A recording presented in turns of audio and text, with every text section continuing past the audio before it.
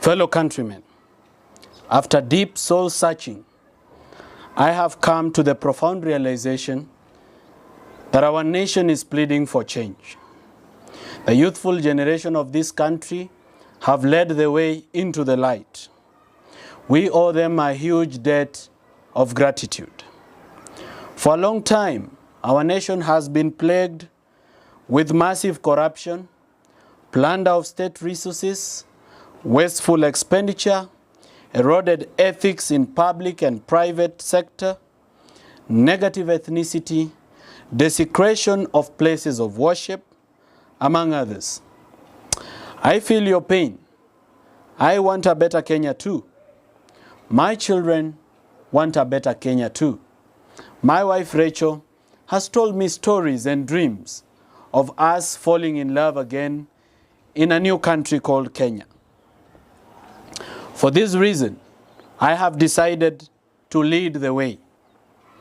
Fellow countrymen, before I declare the raft of measures to be undertaken by my government in the pursuit of a better tomorrow, I want to remember the heroes who have lost their lives in this struggle. I condole with your families. I cannot pretend to know how you are feeling, but I want you to know that I am truly sorry.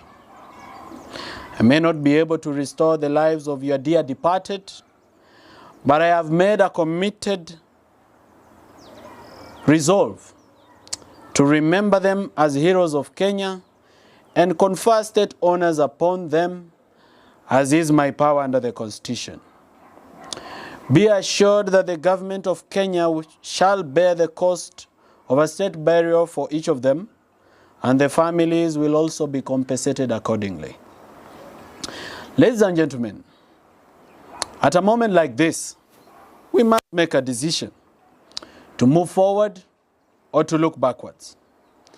It is written in the story of a prolific writer, Goro Wakamau, a true son of this land, that we should never cry when the sun goes down, for the tears will not let us see the stars. As we look forward, I charge all of you to walk with me in this journey and be my accountability partners as I serve you as your president. Accordingly, I have made the following reforms to my government effective immediately. 1. By the power delegated to me by the people of Kenya under Article 152 of the Constitution, I hereby dismiss all cabinet secretaries serving in my government. They shall cease to hold office forthwith. I will appoint a new cabinet within 14 days to help me in the priority business of our country. 2.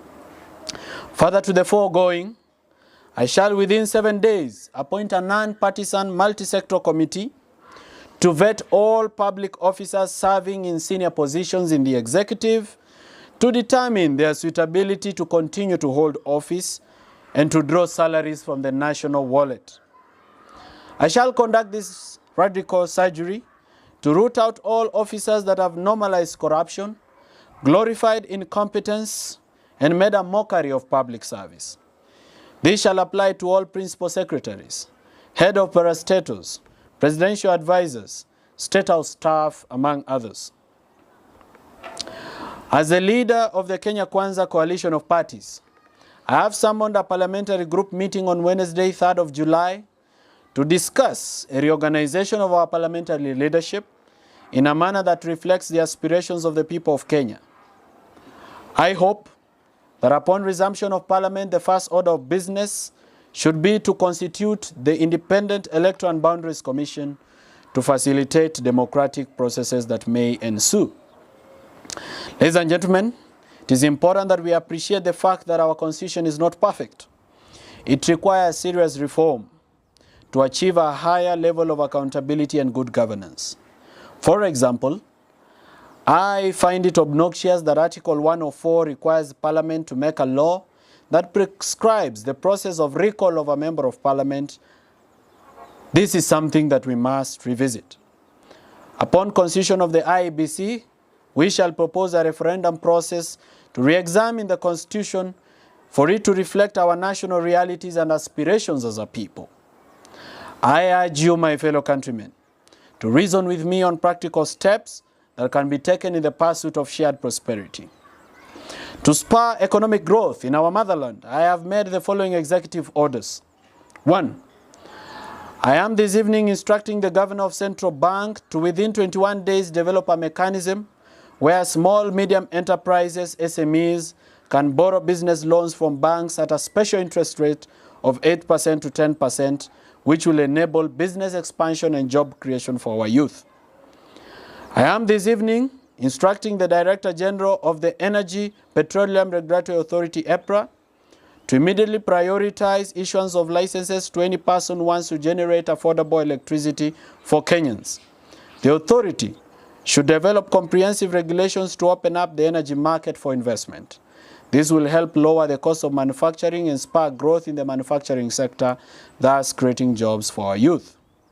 Fellow countrymen, following 2 weeks of protests by the Kenyan people, it is worth noting that there are police officers that conducted themselves in a manner that betrays their oath, violates the Constitution, the Police Service Act, and the police standing orders. I therefore charge the Independent Police Oversight Authority to speed up investigations into such cases for immediate action. In the intervening period, I have accepted the resignation of the Inspector General, Mr. Japheth Koome, who has written to me citing personal reasons. The nation is grateful to his service. I have forthwith recalled the Deputy Inspector General Nur Gabo, who is on a UN mission in Haiti, to report back to office and act as Inspector General until a substantive office holder is appointed. In the coming weeks, I will announce more measures to be undertaken by my government in furtherance of radical reforms that are in pursuit of our shared prosperity. Thank you, good people. I won't be taking any questions today. Asante sana.